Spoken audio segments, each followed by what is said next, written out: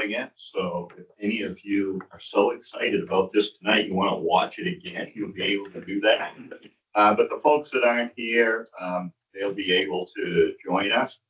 I think a lot of the people in the room know each other, but not everyone. So I thought we'd go around if people could say who they are, give a little background about themselves, and we'll get everyone introduced. So I'm Jeff Harmon. I'm the Auburn mayor.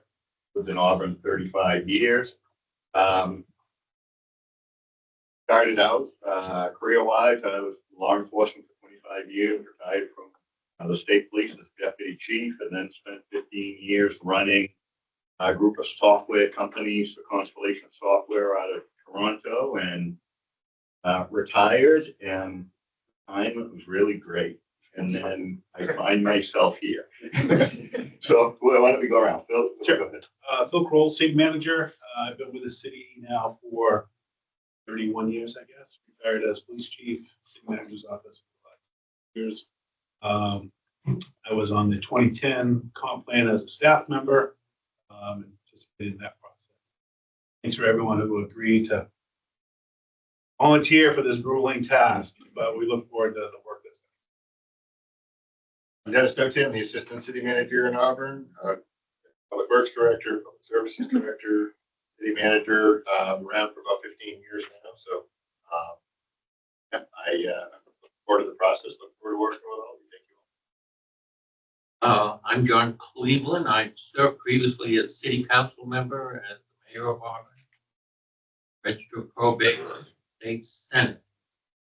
When I get to actually earn a living, I worked as a private consultant to communities, primarily helping them with things like land use planning, comprehensive planning, fundraising kind of activity, project activity.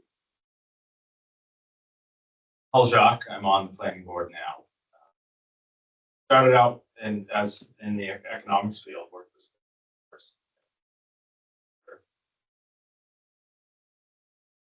been for 25 years now, but I've always been involved in the communities that I've been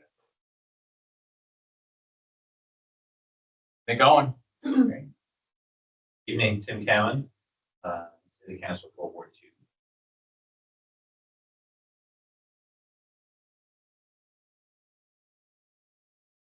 Regular day job is I work for Maine Health.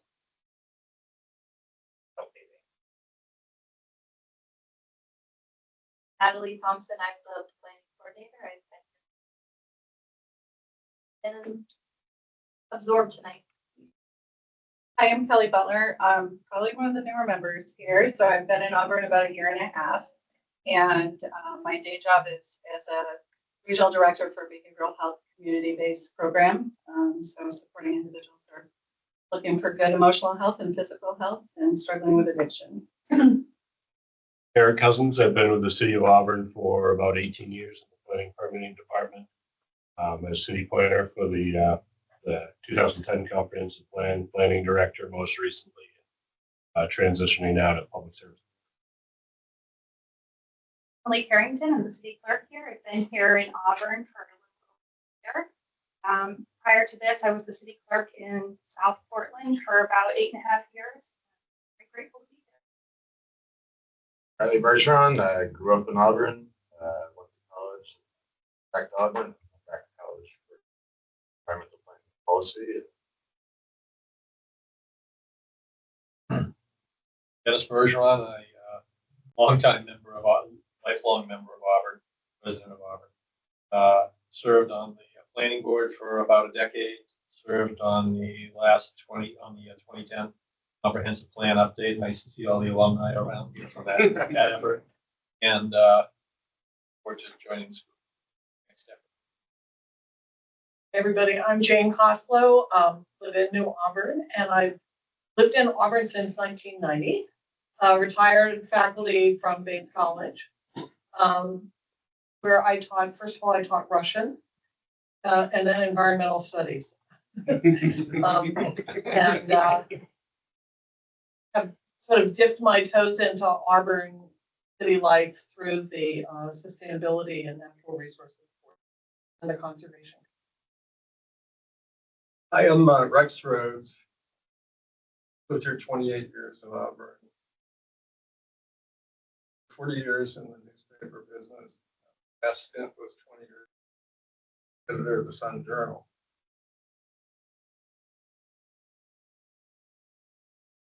Bruce Ryu, born in Lewiston, but we bought a home in Auburn in 1977. Wife and I, we've lived there ever since. Up in New Auburn, not far from Jane. I was a city councilor, Ward 5 in 1990-91. And I also retired from the Sun Journal. I worked in the advertising department. Rick Whiting, city councilor for Ward 1.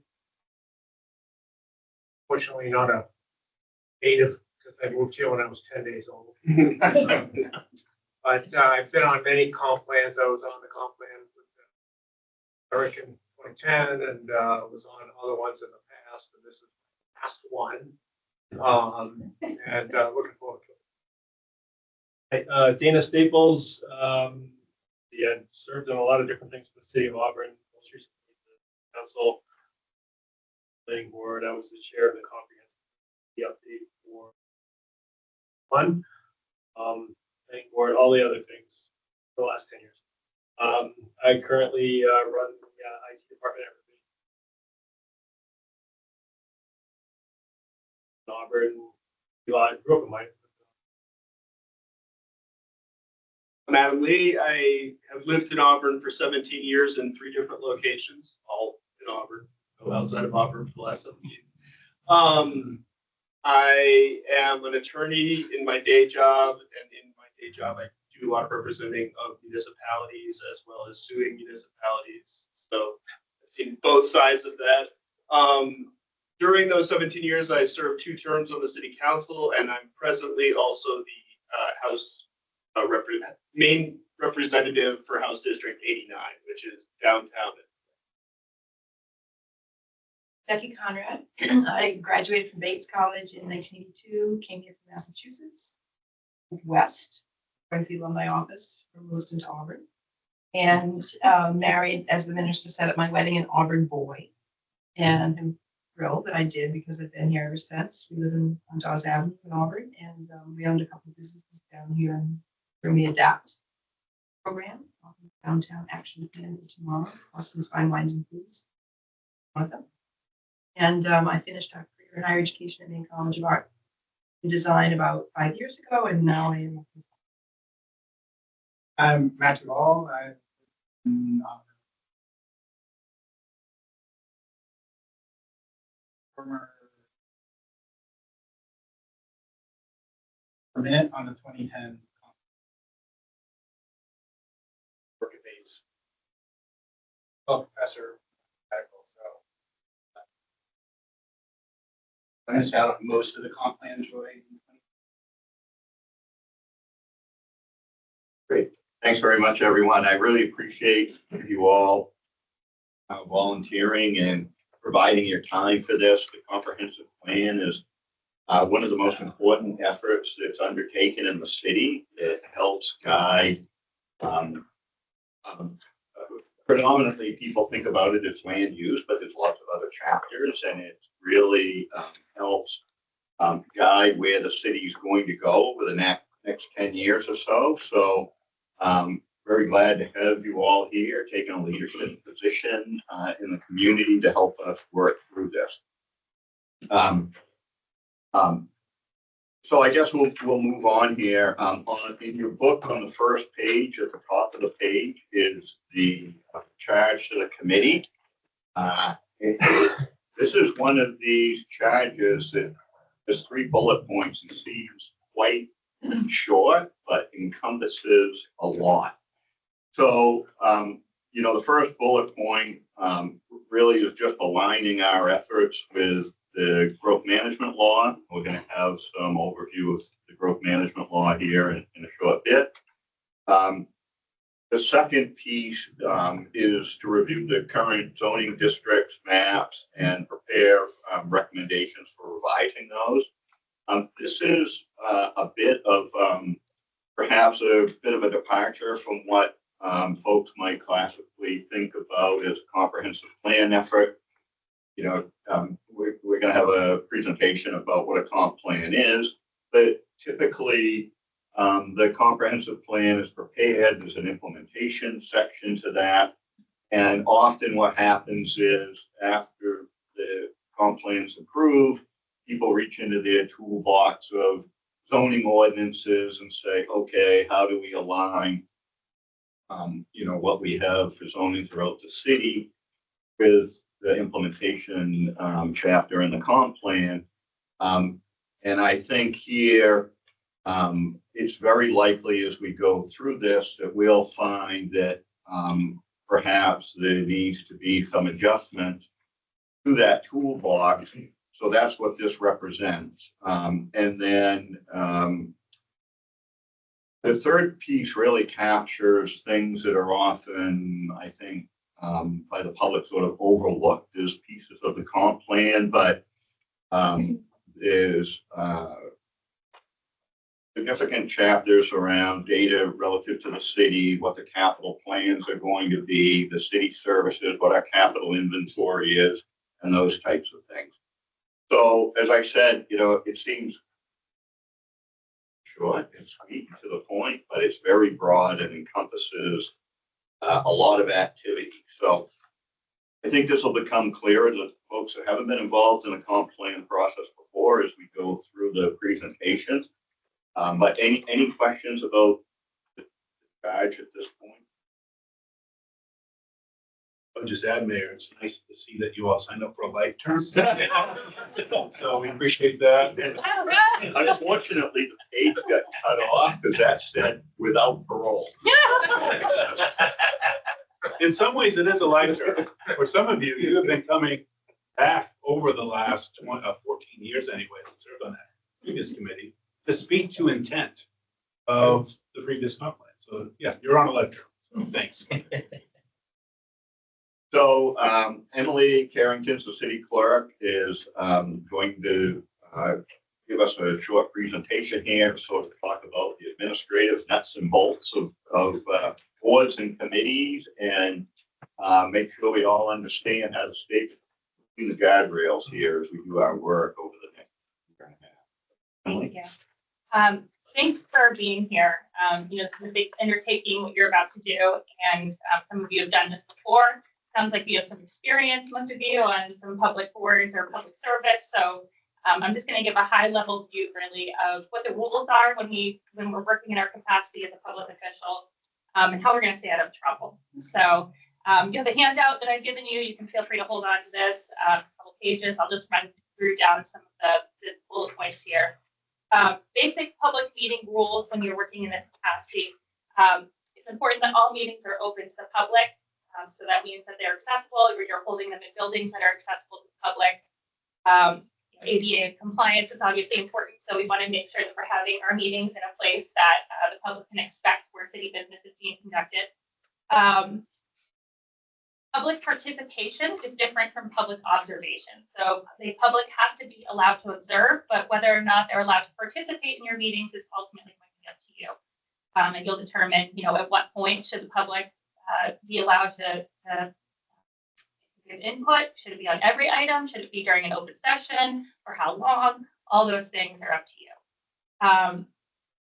There's no capacity to meet online or remotely. I know that this question comes up every once in a while, and since COVID, it's become a more popular thing. The city doesn't have the means to do this. This is being recorded.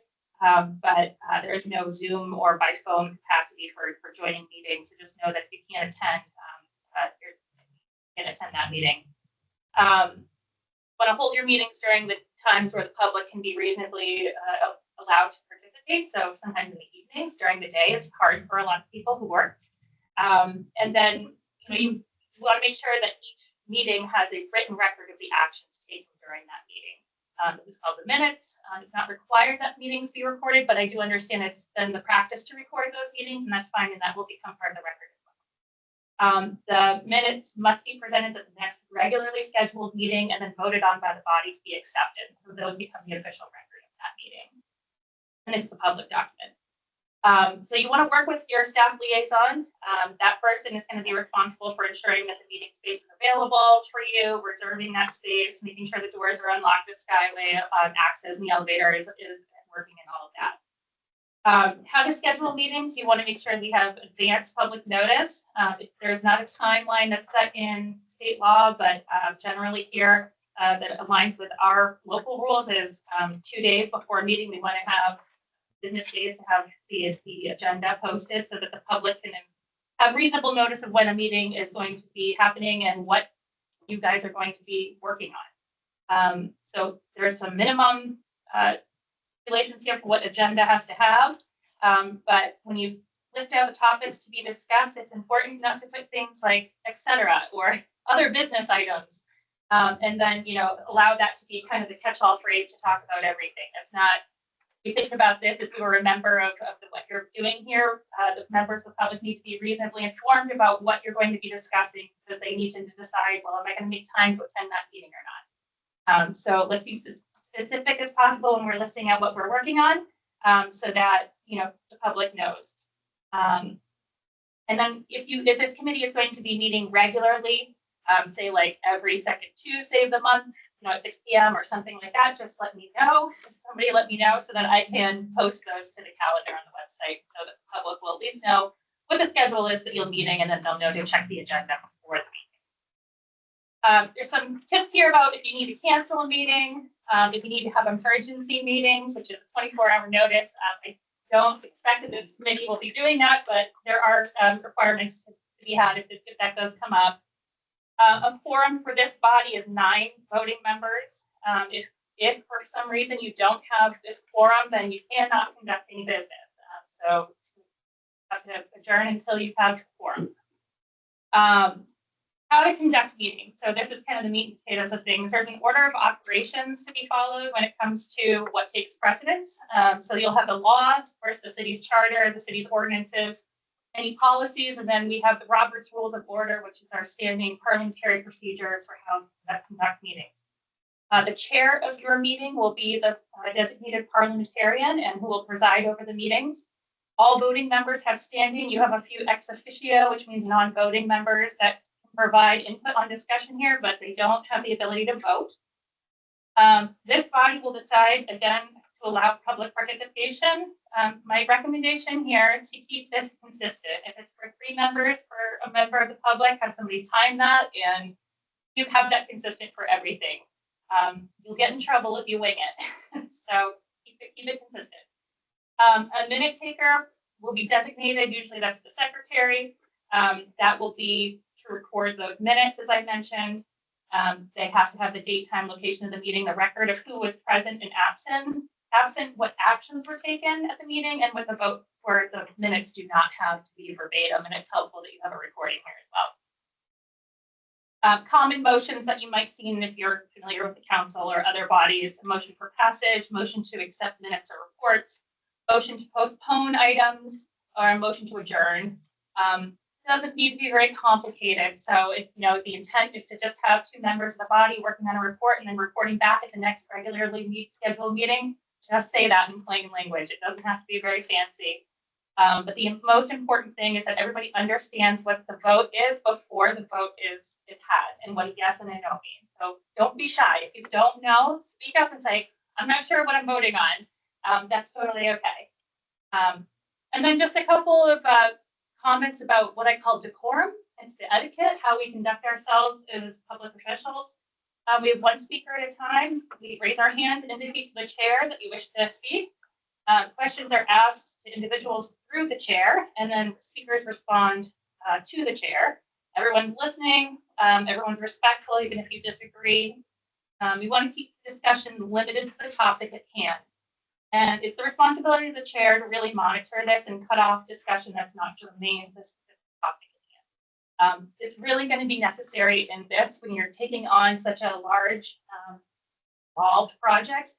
There's going to be to break down into bite sizes, right? And to do that, you want to keep it very specific to what you're talking about and keep those comments germane to that specific topic. Otherwise, you're going to be here all night.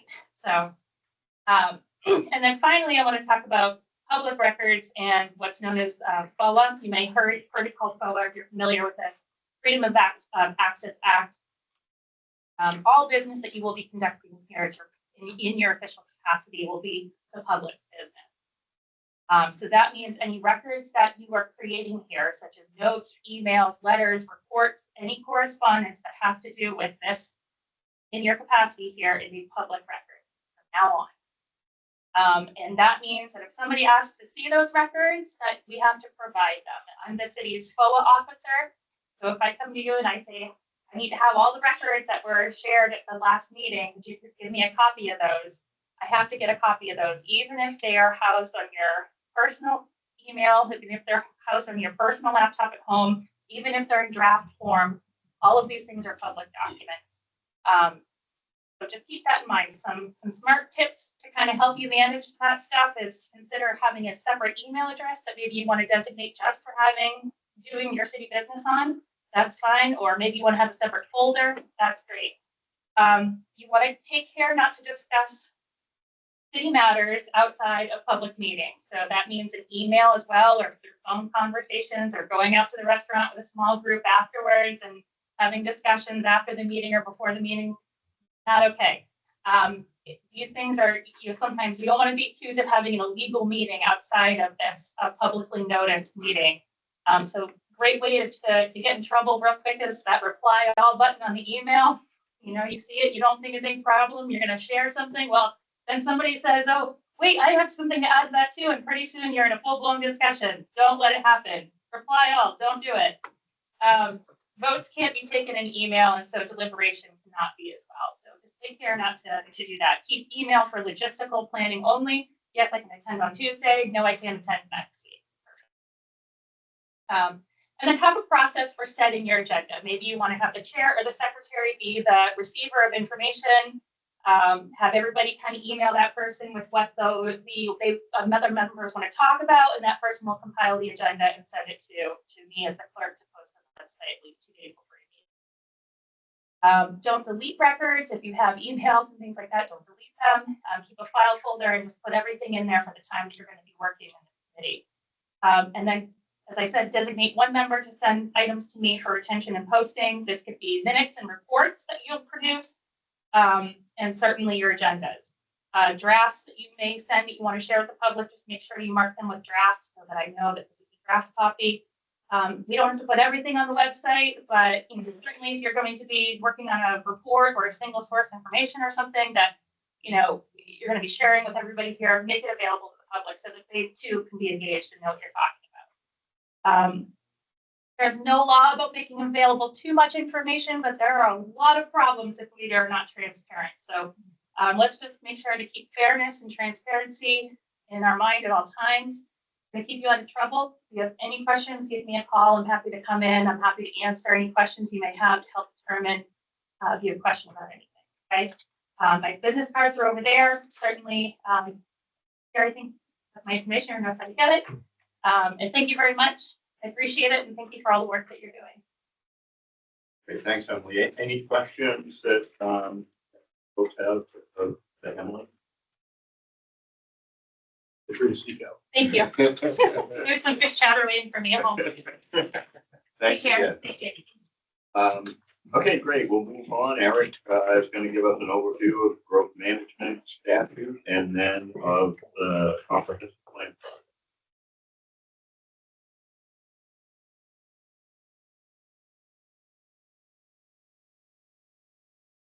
Mr. Mayor, I just want to be able to, there's nobody else on the Teams meeting, but I'm hoping to be able to share the screen so that the PowerPoint is part of the presentation.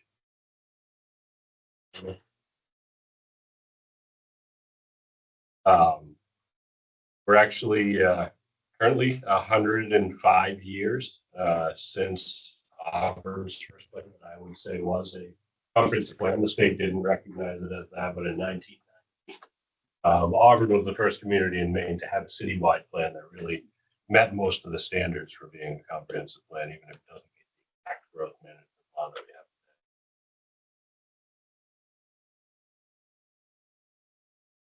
And you have in your packets, you have a handout that you can see on the screen now. It starts on the second full sheet of paper. This is the presentation that we've used recently with the planning board and also at a staff level with the plan review committee that we use to review planning related projects. As the mayor had said, the plan that we're working from now was drafted in 2010, updated in 2021. A lot of people here that were part of both of those processes, so that's good to see for the continuation of that work. What is a comp plan? So it's, at its most basic level, comp plan is a long-range policy document guiding a community's future growth and development. So thinking ahead about where we are today, about our demographics, about our needs, and coming up with plans to better our situation over time. The purpose is to balance community goals with state and regional priorities. The statute that guides that, which is a major subject of debate last year and will be again, I think, this legislative session, is the Growth Management Act. So it's likely that over the next year we'll see some changes. But usually when that's amended, we're able to, for a period of time, use the statute that was start the process, or decide at some point during the process if we prefer to use the other one. Have that option if it is. Helps municipalities meet statewide goals, such as resource conservation and efficient land use. And I think the hot topic recently has been housing, with a lot of changes at the state level that clearly state the goals around production of housing. Communities have to meet state goals with zoning. Key role, foundation for land use ordinances, the mayor mentioned. It's not a requirement to have a comprehensive plan, but the state does incentivize it by either applying points, adding points to grant applications, or making you an eligible apply for certain. If you don't have a comprehensive plan that's found to be consistent with the state program. Time frame, typically updated every 10 to 12 years. It seems like just yesterday, really, that we adopted the last one. I know we've been working on it for quite a while, but 10 to 12 years goes by pretty quick.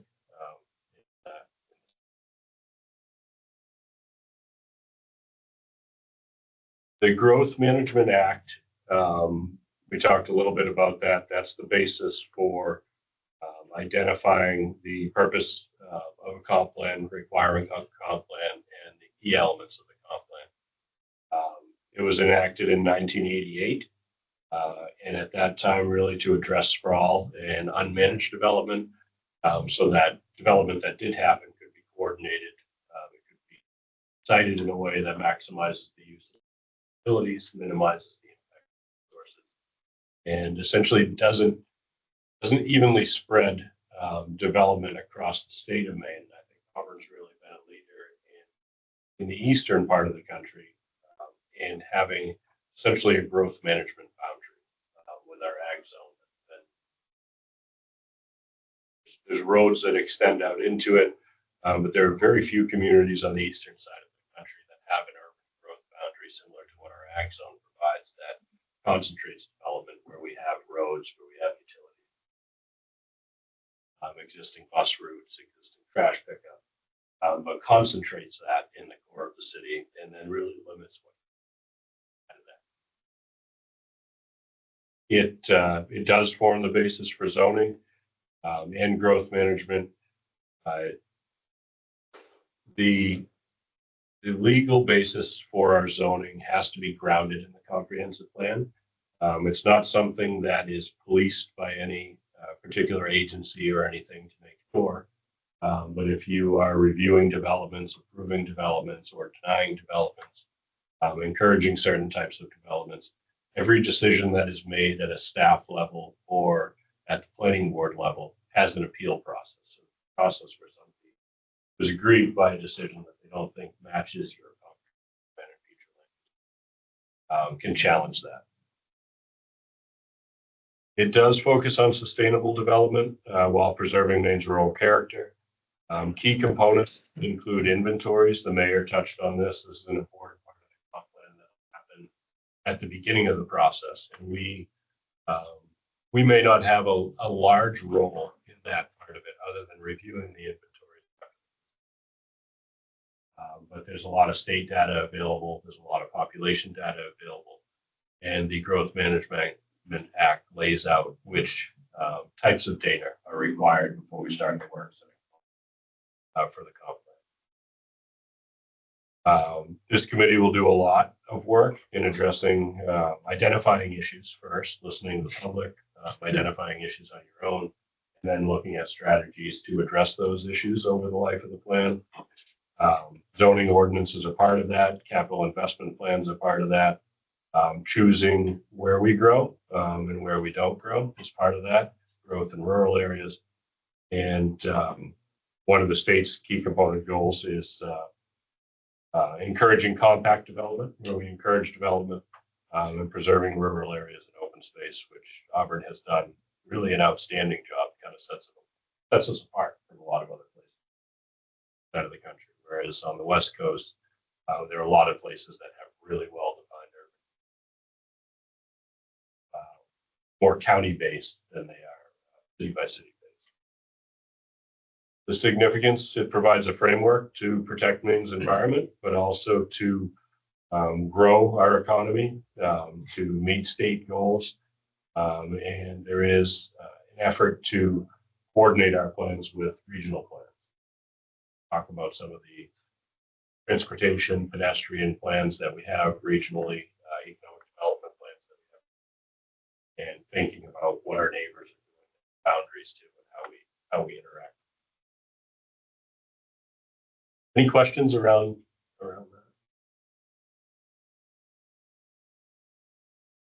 that? These are the statewide goals identified in the Growth Management Act. Again, housing has become a major one over the last couple of years. We've talked through most of these already.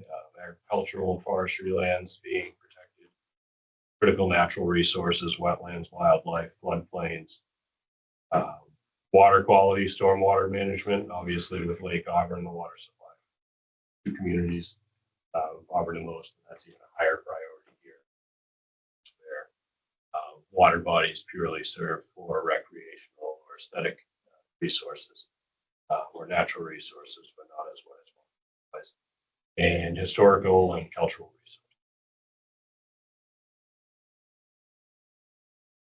resources. What sections make up the plan? So we have the list here for the inventory and analysis.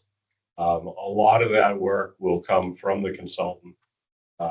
Auburn is unique in especially one of the categories, promoting food access and production and growing the agricultural economy.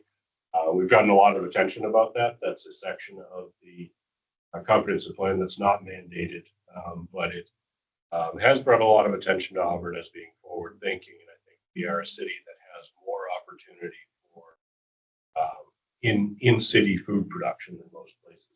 A large lot size, a lot of open in the outskirts of the city. Policy goals and strategies after inventory. We will work on coming up with an overall vision, trying to keep something concise that really captures what the vision of the city is over the life of this plan. And then we'll try to align policy goals and strategies that we can kind of measure against that vision to help make hard decisions. Does a certain policy direction align with the vision? Sometimes is a good way to try to decide between a couple of competing possibilities that plan and city are wrestling with on how to better the city over that time frame related issue. Guidance on zoning and growth areas. The mayor talked a little bit about this. This particular plan may even have a higher level of detail on proposed zoning and growth areas than some do. The community is a little different. How much they dive into that in the plan versus afterwards in the zoning. I think we'll be looking closely at that. I know In past goals, past plans, we've always tried to reduce the number of zoning districts, try to make our zoning ordinance complicated. It's a great idea, and any way that we can, we should try to do that. It always proves to be harder than it seems that it should be. You start to apply a fewer number of zoning districts to individual favor. And public input as part of that. So I encourage you to try to do that in the process. There's also some nuance.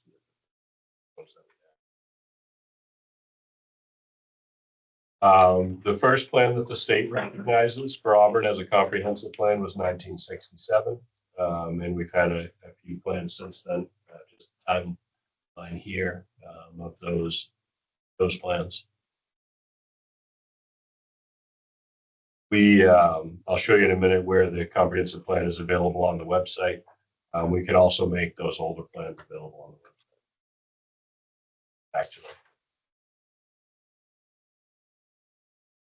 So a 10-year vision for Auburn, guiding growth, development, and quality of life. The last really full rewrite was 2010.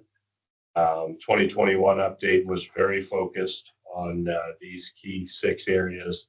It followed our strategic plan, and we were trying to recognize some of the identified in that process, as well as identify and address some of the changing housing needs. And it was also the time we looked at the food access chapter to the plan, as well as looking, I think, more closely at equity than some of the past plans had, recognizing all sorts of differences in our population and trying to make sure that there was fairness across the sector. We had 3 working groups that tackled that and broke out, worked on that and reported back to the larger group. And I expect there'll be some of that with this conflict. Some focus groups to tackle individual tasks and report to the larger group. The committee was created this past year, initially in August, and amended a couple of times since then. Really good turnout tonight. I think we have everybody here. We ran out of binders. It was two absent. Okay, so I would have been on binders for everybody showed up today. I'll make sure we have that for the next meeting. I can remember the consultant from our 2010 plan referring to it as a 2-headed dragon. So we have to please the city council and the public and the members of Auburn, but we also have to develop a plan that meets all of the state's requirements. The state is not very particular about what your plan says and how you address them, but they want to make sure that you address every strategy. Every topic, and some of those are harder to come to consensus locally on with something that will satisfy the majority of the community that's been. But we have to address each of the priorities identified. Satisfaction. Review zoning district regulations, analyze relevant data, all part of the charge that you were given from the council order this summer. The membership on the right. We have that does not reflect the final amendment, does it? I think we bumped that to 14 members. Now, so the last amendment was to add members to better balance ward representation. We have a couple of extra members.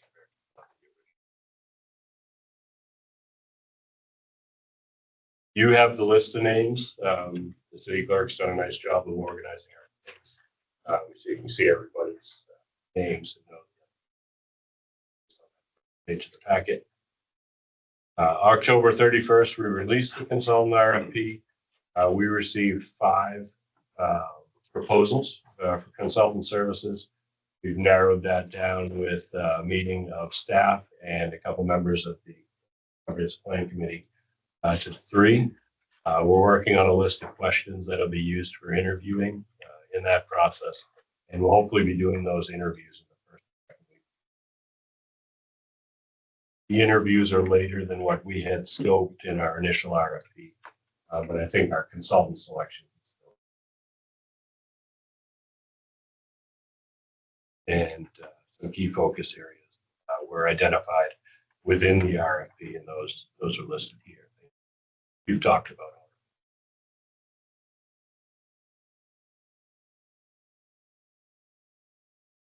These are the 5 consultants. So we'll be interviewing North Star, Barry Dunn, and Town Planning and Urban Design Collaborative. January, selecting from those. We used an objective scoring type of score sheet, and those were 3 that wrote from everything from their staff resumes and experience to their approach and their plan to this particular project, as well as cost. So the process, there'll be a lot of public meetings, surveys, workshops, trying to get public input throughout the process on varying topics, engage with the wide range of stakeholders within the community. We will develop a project website for updates and feedback. Public input is essential. And it really is a process that over time, hopefully we can build a document that has the ideas of many people. Broad support in the end for the adoption of it. As an outcome, a vision-driven, community-supported plan sets us up with some strategies that we use it a lot at a staff level, because we know over the next 10 years, we will have multiple councils, multiple mayors, and this is a way to have priorities that can carry longer when there's a major turnover in council. Priorities that can take more than 2 years. Policy document. Those transitions while we shift. So the timeline, again, hopefully middle of January-ish, we will have a contractor selected. We have a fair amount of time between now and then to get familiar with the current plan. I don't know if we will have, what we'll have for other meetings between now and then. I don't know if you've given any thought to that. Yeah, we'll cover. Okay. And that is the overview of the growth management and comp plan. Happy to answer any questions. Any questions for Eric on the overview of the growth management law or comp plan? I have a question on that. Who makes the ultimate decision? Does the council decide this, or I think the selection committee will make the ultimate decision. That's my understanding. of who is that? So that is myself, Bill, Dennis, Mayor Harmon, and Rebecca Swanson Conrad, and Virginia Keel. So it's just three people from staff.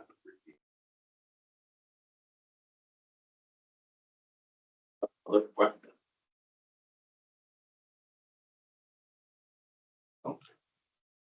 Okay, great. So I think we want to talk a little bit. I know after seeing as everybody's probably sitting here thinking we're going to do all that. So I think it's important to talk a little bit here about the role of the consultant and the role of staff. So Phil, maybe you want to address, there's some changes going on in planning with Eric's promotion to public services and the addition by the council in the budget of a long-range planner on the staff side. And then perhaps we could, Eric, and we could talk a little bit more about what the consultant does in the process, right? Because in order to do this work in a timeline, there has to be lots of support for this committee. And then I think the third piece is sort of the internal staff support. Sure. As the mayor mentioned, there is a transitioning taking place. Eric mentioned that as well, where Eric will be a public services director, which that department, the division, really covers planning, code, engineering, and transportation, economic development. So So he's overseeing those various departments. So Eric will still be directly involved in this process. We currently have the planning director position posted, receiving applicants for that position.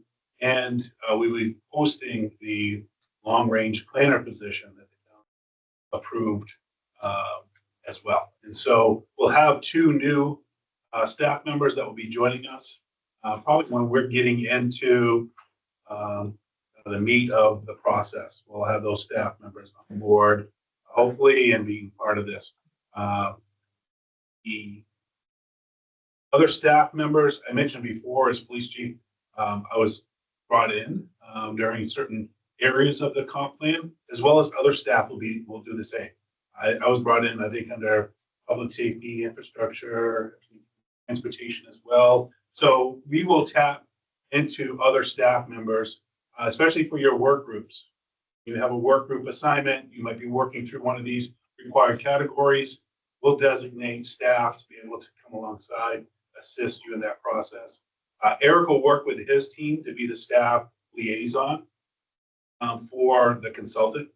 And really, it depends on which consultant we choose. If you take a look at the plan, there's some that they're really looking at a quick blitz, right? They're gonna come and they're gonna be here for a solid 2 weeks, and it's all hands on deck during those 2 weeks. We'll make sure we have a lot of staff that'll be available to help facilitate public meetings as well as your meetings and your work groups. And then some of the other proposals, it's spread out over the time. They might be a local consultant, and they see that as a good approach and a process. So some of that will determine rather when the consultant's chosen. But we will be tapping into a lot of different staff, and so you'll be seeing those members. It's usually director level, unless there's a specialty component that we want to make sure we have a staff member that's knowledgeable in an area. We might be bringing that staff member in and being part of that, and it's just a resource for you all to be able to have someone at the table that might be able to bring that. There's a couple other positions that we did mention, as Eric had talked about the positions that are available. We'll see whether or not we tap into those, and those were the council provided an opportunity for 2 non-resident members that specialize in an area that we'll be discussing that could be brought in as a member. So, individual appears and that's someone that we see as valuable, then we can go ahead and bring that name before the council, appoint that member. The other piece that wasn't in the update, you have two ex officio members. That's Dennis and myself that will be part of the process on voting. Yeah, great. Eric, did you want to add anything about the role of the consultant? Yeah, I am hoping that the consultant can do a lot of the research, the writing, putting together the thoughts that come out of these. That's my goal, and we'll figure out how to staff whatever needs. Yeah, I think that's an important point for everybody. The consultant will be facilitating the public meetings.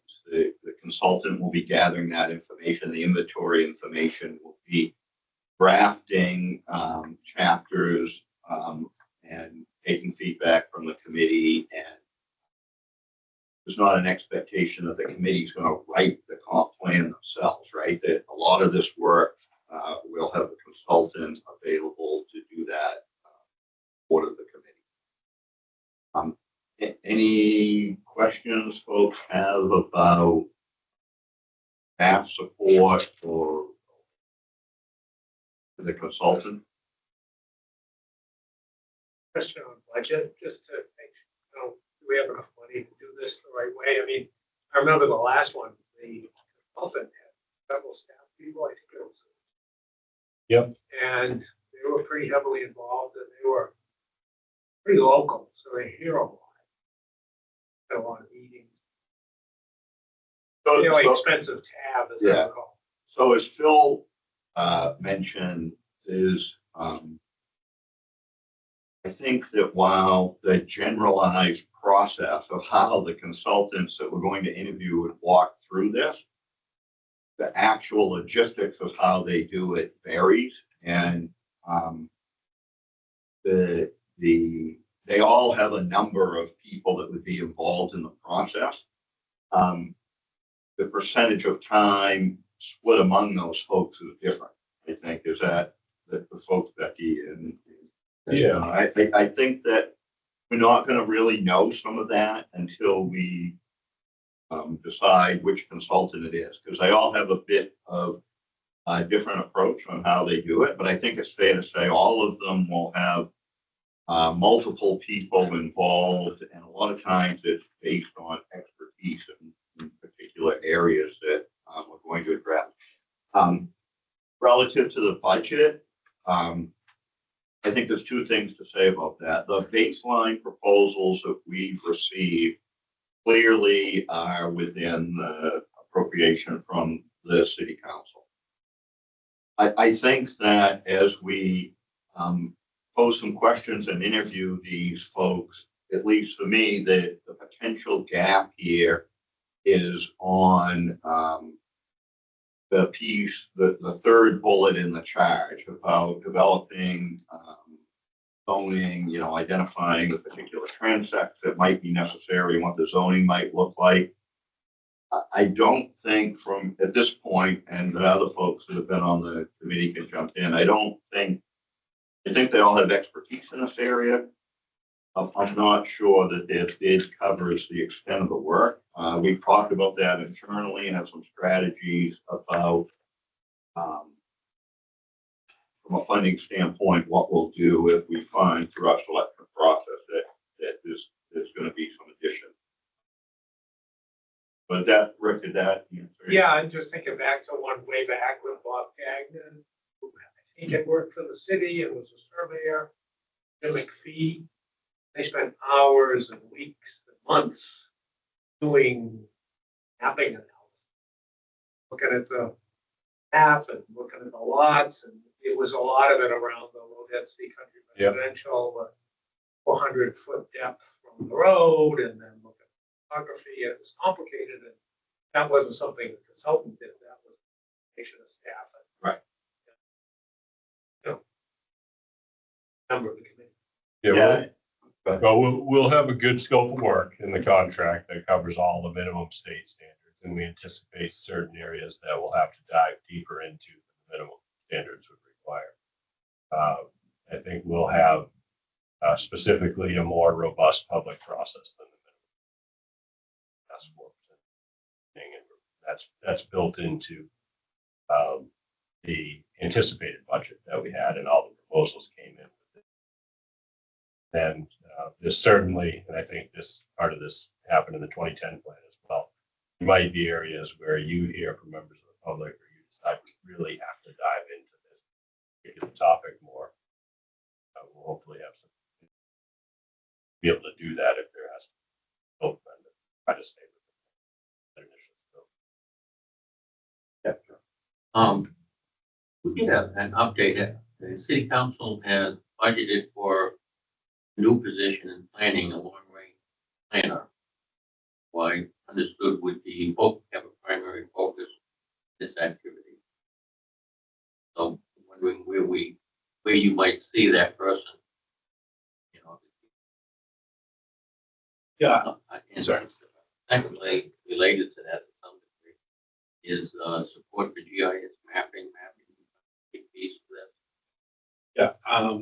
Before I answer those, just a clarifying statement.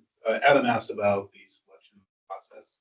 Just so folks know, the way that the council wrote the order, the mayor selected 2 members from the committee, and the city manager selected 2 staff members.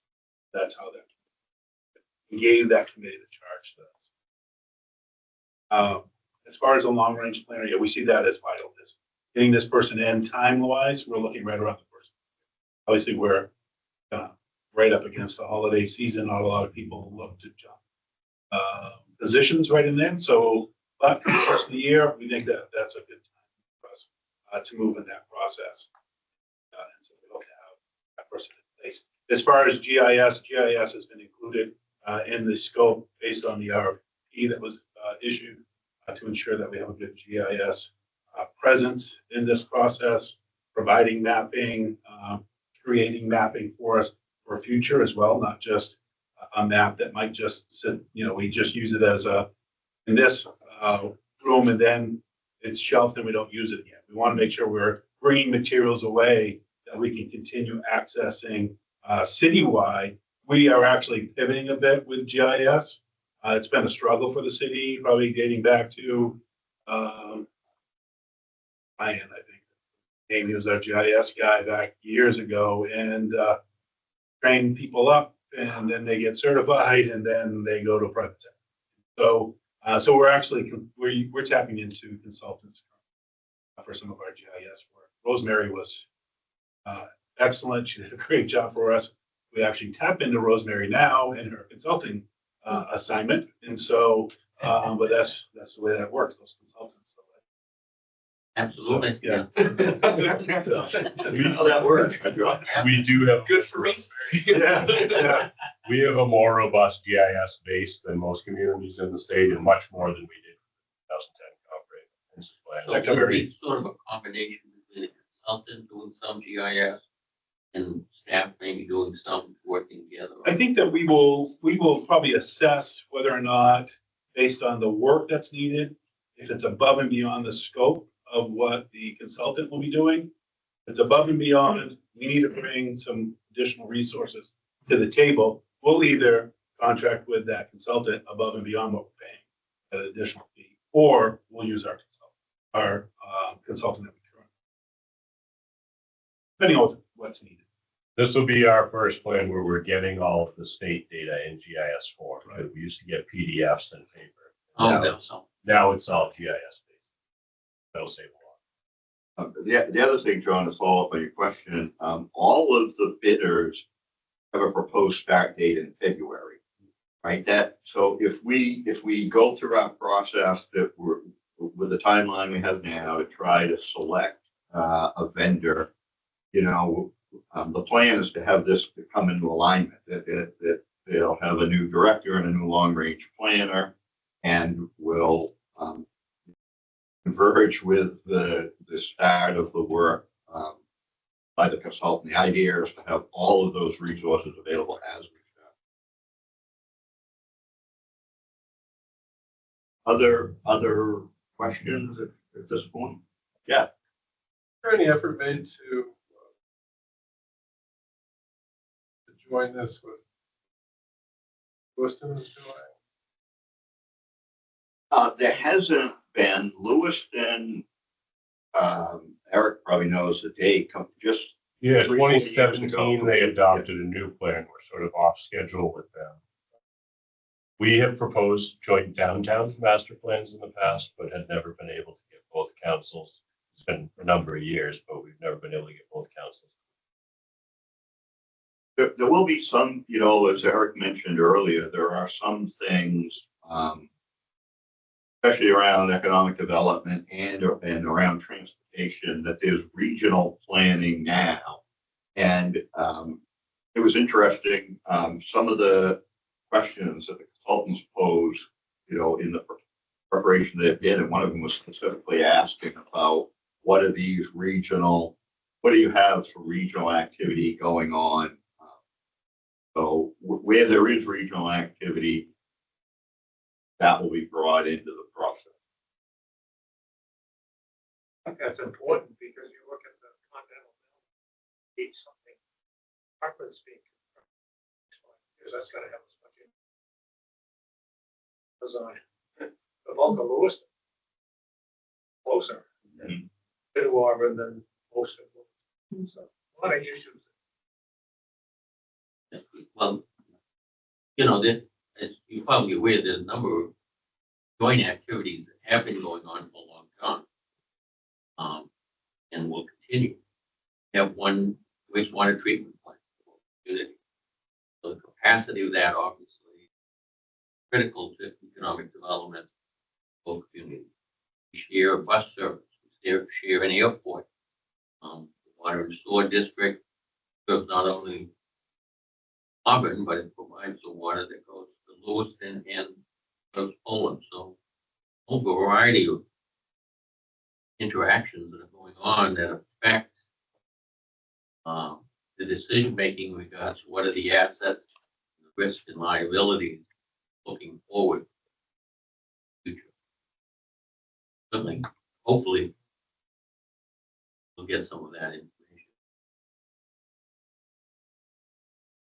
Other questions? So let's sort of shift gears and we can talk a little bit about logistics. So a couple things. The first, I think it would be helpful, Emily mentioned this earlier, to set a recurring date, you know, whatever day, third, whatever of the month or second, I think. So if people have thoughts about that, I think Mondays are really bad because, you know, the council has twice a month has meeting. If it's Tuesdays, we have to be cognizant of the planning board schedule. Other than that, I think there's a lot of flexibility, but I think that this group ought to plan on meeting on a monthly basis as we go along. You know, we can see if that needs to be adjusted, but any thoughts of dates or date not to have it on? Sometimes it's easy to say, I can't do it then. We have access to other facilities, but if we have a desire to continue to be at Auburn Hall, the public knows where to go and it's consistent. Thursdays are really the date that we have less conflict. No school committee meetings, which are on Wednesday, planning board Tuesday, city council. So that's not that we don't have other boards and committees that meet on Thursday. We do. We have a lot of activity. But we also have access to other facilities. So one thing that I would suggest is if we're going to choose a different location, we really should try to be so that way the public has good knowledge of where we meet. Yeah, it would be better if we had it here in this room, because the only two locations we have that are available to live stream are here and in the council chambers. The council chambers are not really conducive to this type of meeting. You know, we're just recording this now, but I think when we get going, the intention would be to just live stream them like we do city council meetings or whatnot. And, you know, the benefit of that is not only people can watch live, people can watch at their convenience. So, you know, I think Phil and I can work with other committees if we pick a date that's a conflict, because there are other places we could try to schedule them for if we could maintain here. So, what do people think about Thursdays? And is there, you know, first, second, third, fourth Thursday of the month that would be better for people than others? Thursdays don't work for me, Okay. personally.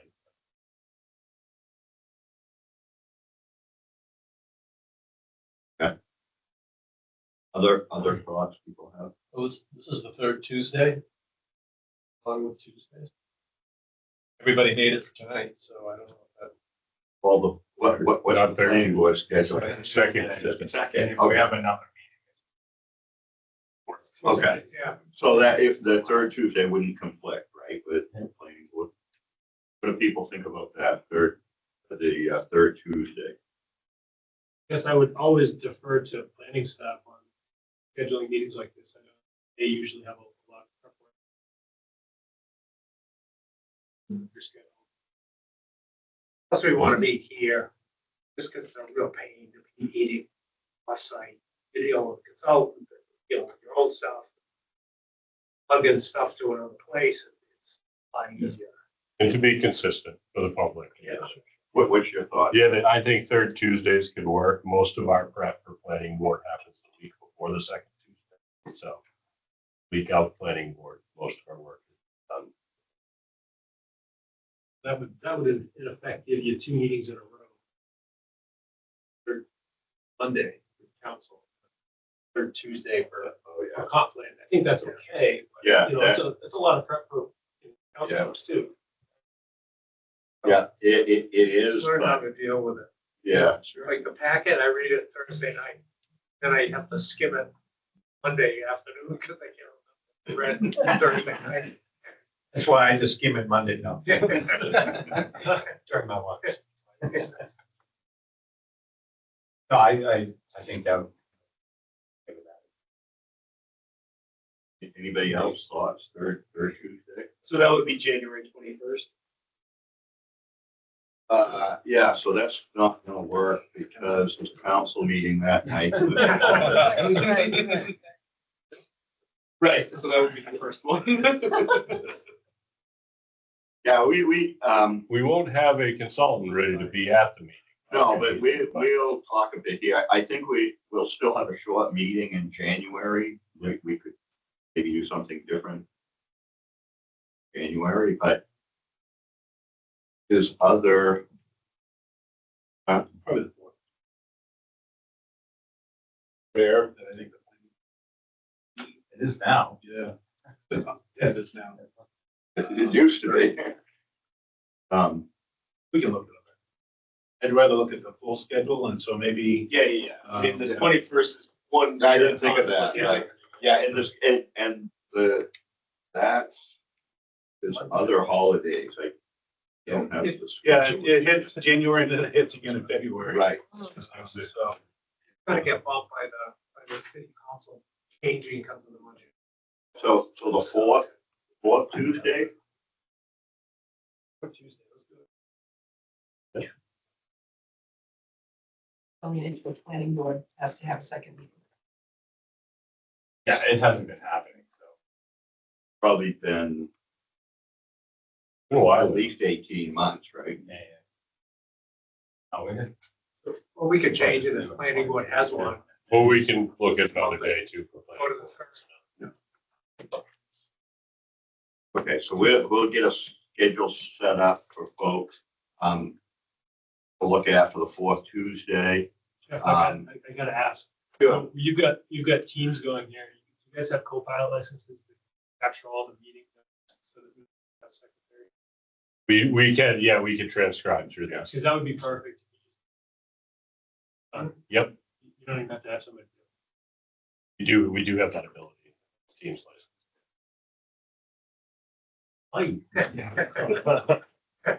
Yeah, typically in the other meetings that are using it, and they use that, they don't publish that as the minutes, right? But it does capture a lot of the content. And generates a good summary to start.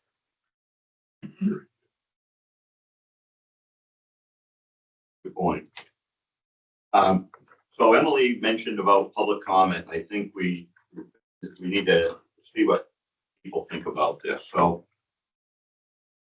the question here isn't about public engagement in the planning process, in the comp plan process. There'll be numerous opportunities for public workshops where people can have active discussions around the topic. There'll be public hearings. This is really about at our meetings. So, as Emily mentioned, the thought here is to be scheduling these 2 hours once a month.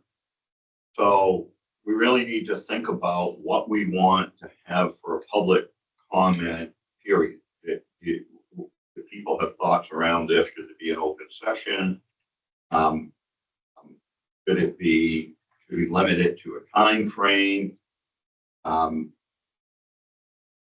Because you don't want to have a situation where at the meetings where you're trying to conduct your business once a month, that, an hour of your 2-hour meeting gets chewed up with public comment. So any thoughts that people have around what we want to set for public comment period? I think an open session of some kind makes sense if you start accepting comments during every discussion. Yeah, I agree with that, Eric, because we may have multiple agenda items. If you take comments on each one, it could get rather long. I would recommend strongly that we more public, that lengthy discussions are best served through correspondence. I think that would work. So that you don't have somebody trying to get a point across in a couple of minutes. I think a lot of times people struggle with that. And then you have to give people some sort of a way. I like Eric's saying. We can make sure that the website accepts public input on the agenda. Yeah, we would have it right on the agenda. Yeah. We'll do that. We didn't have that much public. Dragged on a long time. Yeah, we had people come and go from the public on topic Yeah. areas, but not a lot. Yeah, Till we just got to depended planning if there was like a hot button issue or something. Wasn't, it didn't really, but you want to be prepared because you could have people that really. Sure. So do we want to, if we're going to have an open session, do we want to have like 15 minutes on the agenda at each meeting to allow people to give comments? With that, people comfortable with that? Just one, not like the council.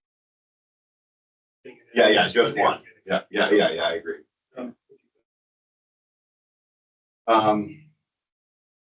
And go to the beginning. If people are seeing the agenda ahead of time and want to provide comments on what they, something on the agenda, Yeah. that gives us the ability to. Yeah, I would more, agree. more participation too, because that way people know they plan to be here at 6 and then they're going to talk and yeah. I think They can make a point. If there's something over agenda or Yeah. some point they want to make about the item, then they've got their chance to sway the discussion. We'll have separate sessions with a consultant that are just public. Oh, yeah. There's going to be facilitated public workshops that, it's not come in and testify, it's come in and there's a conversation that goes on. I agree about putting them at the beginning. My experience, the water district does this, and they only have one. Dennis was on there with me. They only have one. And often the topics are gone by and the action's taken, and then the person gets up and wants to say something about it, but they kind of shrug their shoulders, go, I guess this is meaningless because you've already made your decision. So if we're going to have an open session, I think it does make sense to have it in the beginning. So if people want to have comments about things you're going to talk about, we have the benefit of what they have to say before decisions get And we'll post the packets that you're receiving too, so there's more details, especially as we get further in and start developing documents. And the instructions would be to public comment on agenda items, not correct. a forum to come and talk to the city. Is there going to be a limitation? Well, I don't know what people can weigh in on this. I would say, I think it's going to depend on how many people show up and what's going on. So I would think in the beginning, maybe we leave it at the discretion of the chair to manage the open session, and we'll see how this goes, right? It's hard to tell, in the other bodies, meetings that go on, sometimes you go 3-4 meetings, nobody shows up. Yeah. It may have a lot to do with what's on the agenda. So I think let's figure that out as we go along. Well, I'm saying like you can have a firm limitation of the total amount of time and Right. leave the part of the discretion. Yeah. So it sounded like what Emily was cautioning, to make sure that it's fair for everybody. But yeah, so I think it depends, if only one person, you could set a 2-minute time limit, but if only one person shows up, then it doesn't really make any difference. I think it's going to depend on how many people are there and want to participate. And The way we do it at legislative committees is if there is a great number of people who comment on the subject, then you do have more. Right. Yeah. You I can cut think the that would times down and then encourage people. You could always include language on the website that you have 15 minutes total, but likely that you'll be limited so that people are prepared to be thinking about how to make their communication Other thoughts on public comment? So just to touch on subcommittees, I would urge everybody, as you look through the 2010 comp plan, to think about, are there particular areas that have an interest in, or you have some expertise in? And I would also encourage you to think about other people in the community that might be good to bring into that discussion. So as an example, when we were informally trying to recruit people to apply, we had someone who said, well, look, this is a person, retired DOT engineer, 30 years. Well, I don't really want to be involved in the comp plan. But when you do the transportation section, I'm happy to come in and participate in that because I know lots about that, right? So these will all be facilitated meetings, but think about the chapters that you might be interested in, that you might want to participate in subcommittees. And again, people you know in the community that might have some expertise in this area. We'll be looking to our boards and committees, right? So when we deal with the recreation piece, we'll be looking to the Parks and Rec committee and say, hey, come in and participate in this. When we're dealing with sustainability, we'll be going to the Sustainability and Natural Resources Board and say, okay, this is an area where you guys have some expertise, come in. But as we all know, there's lots of people in Auburn that know a lot about certain subjects that might not want to participate in the whole process, but would be really valuable to aid the committee in particular areas. So I would encourage people to be thinking about that.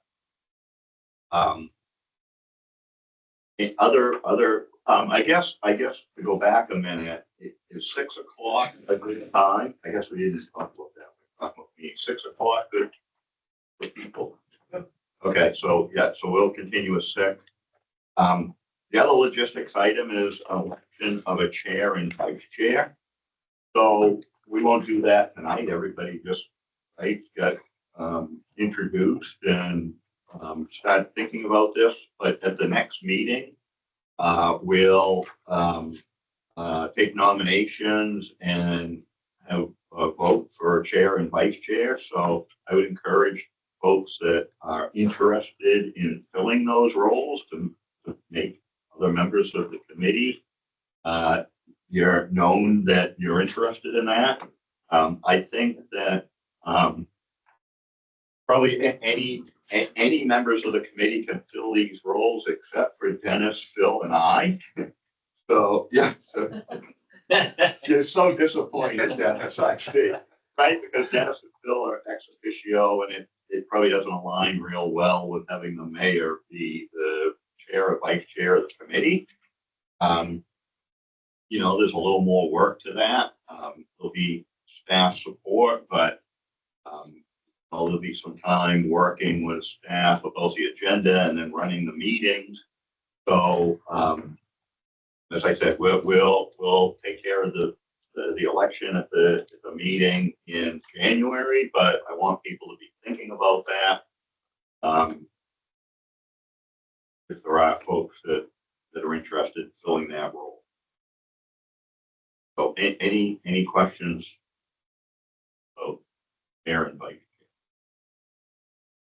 Any outlines of the duties of, But what are the duties of the 2 seats? of the Chair and the vice chair. Basically run the meeting. Yeah. Set the agenda with the work of the staff, set the agenda, run the meeting. Whoever is chair at that meeting, whether it's a chair or vice chair, if there's parliamentary questions, answer those. There'll be a lot of support though from staff and try to consult those agendas, working with the side when there's decision has to be made. What's on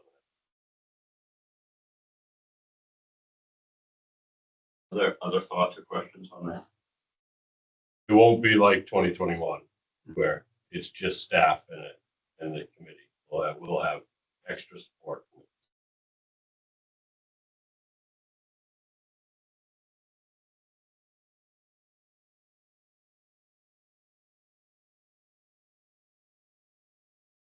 Any general questions people have about the process or where we're headed or? You send, Sure. will you send invites to the meetings?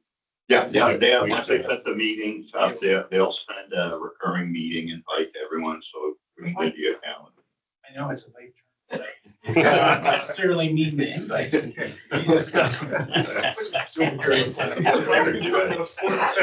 of 12:30. It's gonna be a special invite, it's only a yes button. There isn't a no button on it. That's because I'm already. Yeah. John? Did we speak about Captain, anticipated total length of this project? Well, go ahead. So we're anticipating up to a year and a half. I think last time it went a little bit longer than that in 2010. But the goal is 15 to 18 months. I think we could do better than the last time. Part of the problem on the last vice chair, I was chair and the vice chair had a bike accident and then had other health issues related to that and couldn't make any of the meetings. I was a lousy chairperson and I let stuff drag and I wasn't, pushing it along, and the consultant was pretty flexible and they were willing to put up with it. But I think if I'd been a little more. So Rick's running for chair. No.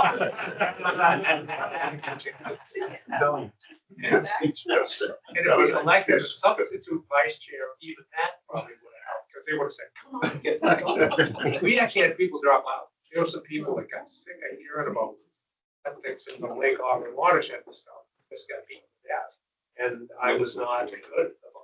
And I think we need to, I'll speak up if we get stuck on something and we need to move on. That's it. But it's a disservice to the members. Dragged on longer than you need. There's a lot of people here though that have been chairs of planning boards or vice chairs of planning boards or counselors. Previous conflict. Other questions at all about where we're headed or process? Yeah, what happened is you had this huge committee, but then by the end it had filtered down. It was a little less than 30 by the end of it. Yeah, it really, because people just, take too long. And even less by the time we got it adopted by council. Yeah. One of the things you said though, Jeff, that I liked was, maybe it was Eric, but talking about getting more concrete stuff in the plan.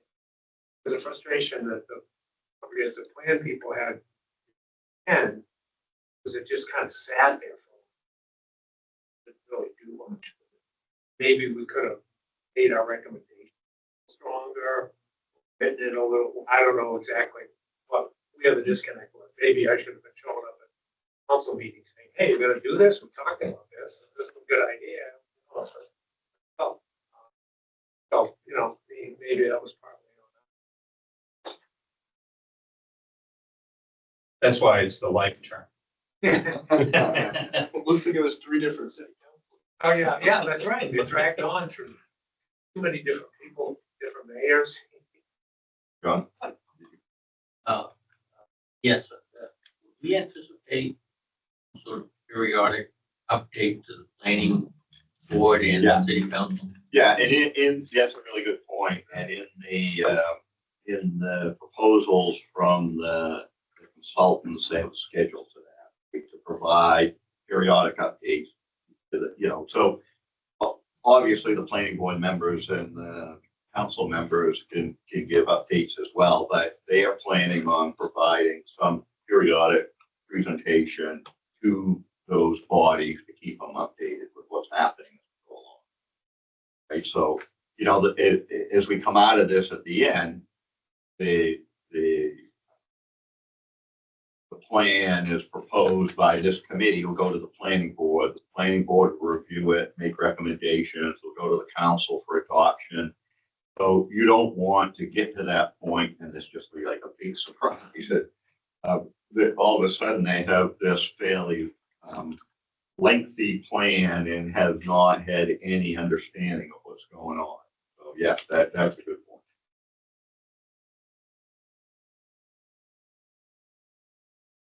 Any other thoughts, questions?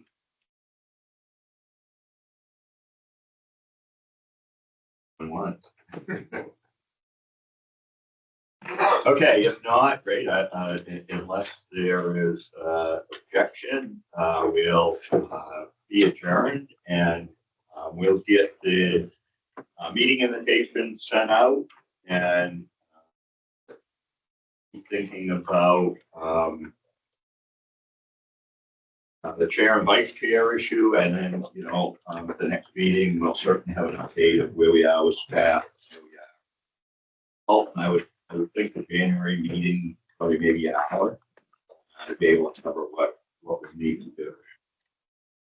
Great, thanks very much, everyone. Again, I appreciate everyone volunteering and putting their time into this, and look forward to working with everybody. It's our homework to read the 2010 plan, and that's our homework. You really spoiled that because it was going to be a pop quiz in January. Now you've given everyone a heads up. Yeah, look, I mean, I think it's that Eric's provided this because I think that it gives people a good understanding of what a comp plan looks like, what the chapters are, how the things put together. So I think it'd certainly be helpful for people. Let me just add, Rick was doing some self-owning back there, so it's actually a pretty thorough plan. We did take the time. But the zoning rules have all changed. There are many of them have changed from 2010 to now this form-based, was it form-based in 2010? There are some differences in the zoning. Yeah, a lot of the zoning changes recommended in the 2010 plan and the 2021 revision have been made. Some haven't. But the idea of form-based codes came from the 20 before this. Oh, you did? It did, yeah. I feel like it was more recent. We started it in like 13 or 14. Yeah. Yeah, for the downtown. 13 was the start of that. You have a decent document, maybe, or what was accomplished in the comp plan. That's good. Yeah. We did that in 2020. Yeah, we did that as a story map. I think. Yeah. So it might be a good document. But if they put it on the page, it gives you a good sense of what was accomplished. It wasn't just something that sat on a shelf. That would make me feel better.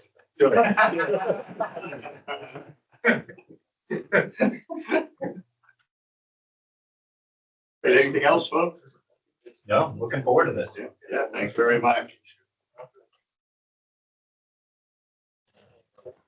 Yeah, concentration.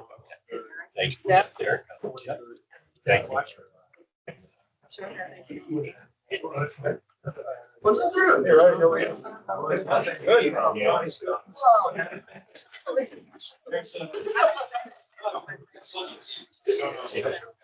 We'll find out what this, yeah.